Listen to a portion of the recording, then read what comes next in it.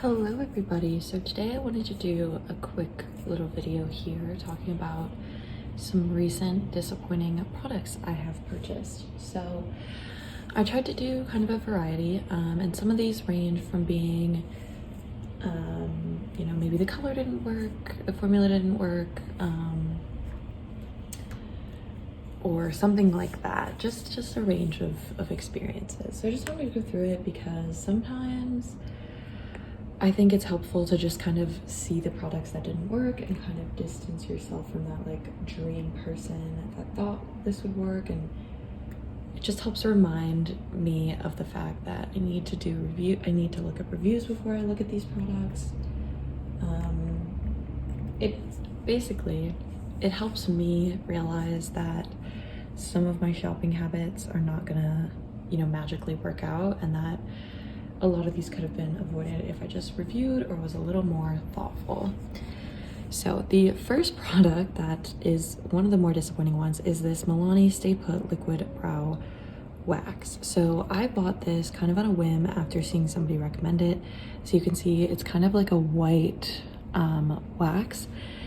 I bought this because I've kind of been on the hunt for a like brow product that is not gonna look crunchy and has like a nice natural hold, still a hold, but just something that is more natural and isn't gonna look like your eyebrows are like plastered on your face. I'm here to say this is not the product. My biggest issue with this is the white gel makes it look like you have dandruff in your brows. There is like no way to avoid it. The best way I've found to use this that does avoid it is by putting on a minimal amount of product and then hoping that it won't catch on the hairs. But even that minimal amount of product, if you look at your face in the mirror, it still has like some white fuzz on your eyebrows, and it is just not good. This product was a total waste, and I really don't recommend it for anyone. I don't see how that could work for anyone. It just looks like I have dandruff in my brows, and I don't even like the effect it gives, so the dandruff isn't even worth it. So that has been a big disappointment. The next product is the e.l.f. Lash Extender. I have this in the shade Brown. I bought this from the recommendation of Kelly Gooch, despite the fact I already have the e.l.f. Lash and Roll and a number of other mascaras I really like. So there was really no need to buy this, but I was really like, oh my gosh, this is gonna be an amazing brow product. This is her favorite. She prefers this a lot over the Lash and Roll, and I usually love her recommendations.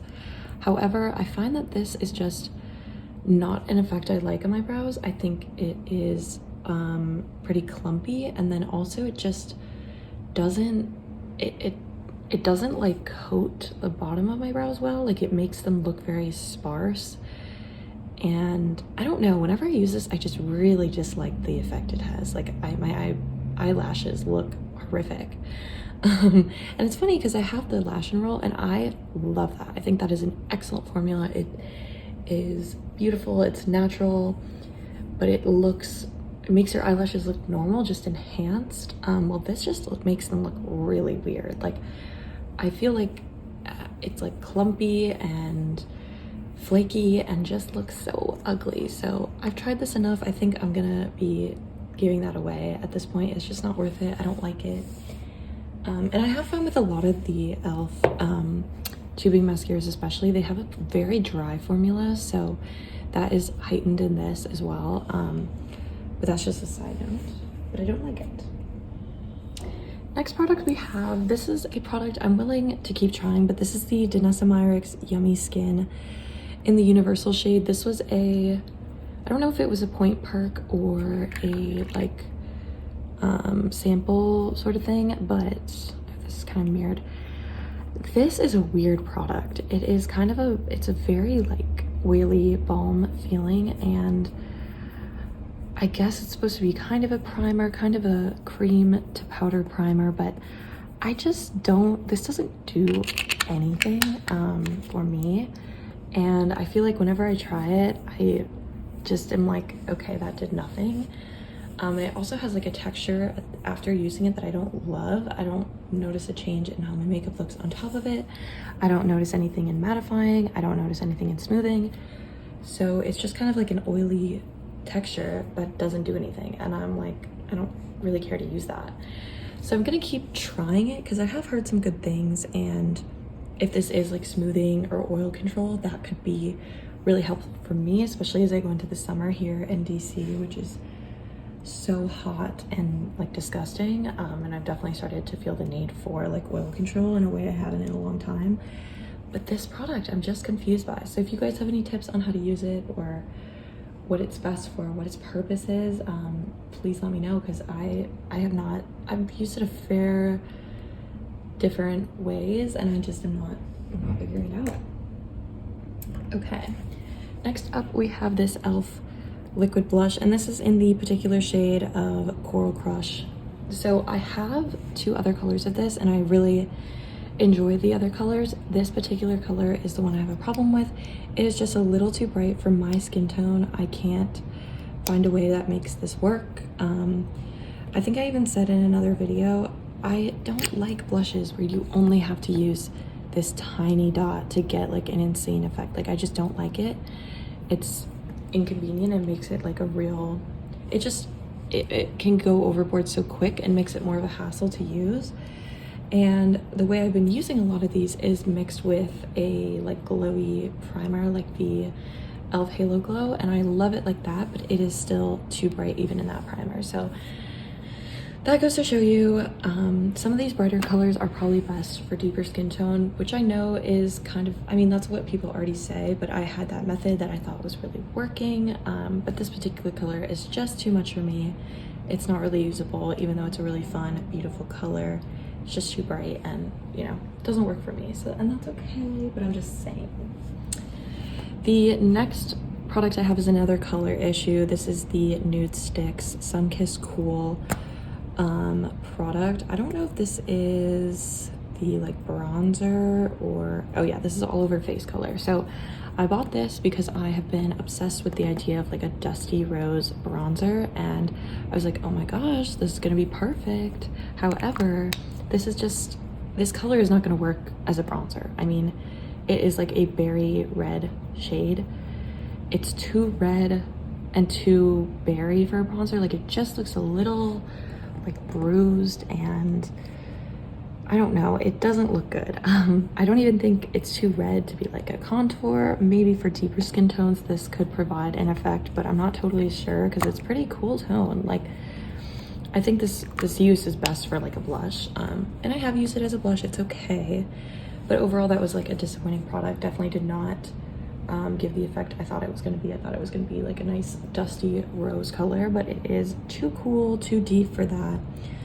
I really enjoyed Nude Sticks blushes, so this is really a color thing, and I just didn't do enough research on it, but frankly there weren't a lot of people talking about the Sunkissed Cool, and I actually do own the Sunkissed, and it's a little bit more of like a pinkish bronzer, but it just wasn't the product I was looking for, so maybe that's me, but who knows. The next product is a product from Armani Beauty. This was a like sample in a Sephora order, and this is in the shade 11. So I had actually almost bought a full size of these because I was like, oh my gosh, they're so pretty. Like, I love this, but I'm so glad I didn't, because this obviously came out to sample, and despite the color, I think the color is so pretty. I'm gonna try and blend this out just to show you. It is so patchy. I don't even think it shows how patchy it is, but looking at my face, it's just like, it's crazy how patchy it is. There's like a whole like empty space in the middle, and it makes it impossible to wear. Like, I think it's showing, but it is horrible. And I actually really like this color. I think it's a cool color, but it's just like so patchy, it's impossible. I think you can see it there, that little outline. It's more in like the reflect, you see how patchy it is, but it's like impossible to wear. And I'm trying to like find a way to like fix it, but I don't think this like layers well either. It looks pretty dry, like you can see, oh, look at that. So I mean, it is probably maybe the fact I'm blending it out, but like I feel like you do need to kind of blend these out. Maybe you just need to apply it with the brush. It looks better with just the brush, but still, it's just a weird little product. So I definitely would not buy a full size of this based on this formula. And again, that's why it's so nice I got to try it, because I almost did buy full size, and then I would have had a much larger size of a product I don't even like and I don't think is good. I don't even think I'll finish this product, but we'll see. Because I mean, it looks okay when it's just like touched by the brush, but I just don't think that's a reasonable expectation to apply. Anyways, the last product I have is the Inky-less Tripeptide Plumping Lip Balm. I hate this product. First of all, this doesn't do anything to my lips. It doesn't plump, it doesn't hydrate, it doesn't like smooth out the lines. I bought this so excited when I saw it. I was like, oh my gosh, I need this because my lips are very lined and like dry. This makes them feel drier even when I use it, and it also has the worst chemically taste ever. I'm not someone who is like, I can get over bad taste and stuff, but like when it's a balm on your lips and it is a strong chemical taste, there's no other scent other than chemicals, and you're supposed to wear this at night, maybe you're supposed to wear this as a balm, it just is so nasty. It tastes bad on my lips, it feels bad on my lips, I wake up with them drier. There's no part of this product that I like. So this has been a major disappointment, which is funny because I literally, when I saw a video talking about this, I went on and bought it immediately. I was like, I need it. But it doesn't do anything I need it to do. It's not exceptional. It makes my lips look worse. And it's just like a gross taste. And I don't think you should like underestimate that in a product that is worn on your mouth and you're tasting it all day. But those are the products that were disappointing. So a couple of these I will be decluttering. I think I'm gonna throw these ones away. I just don't think they need to be in my collection. I don't use them, I don't like them.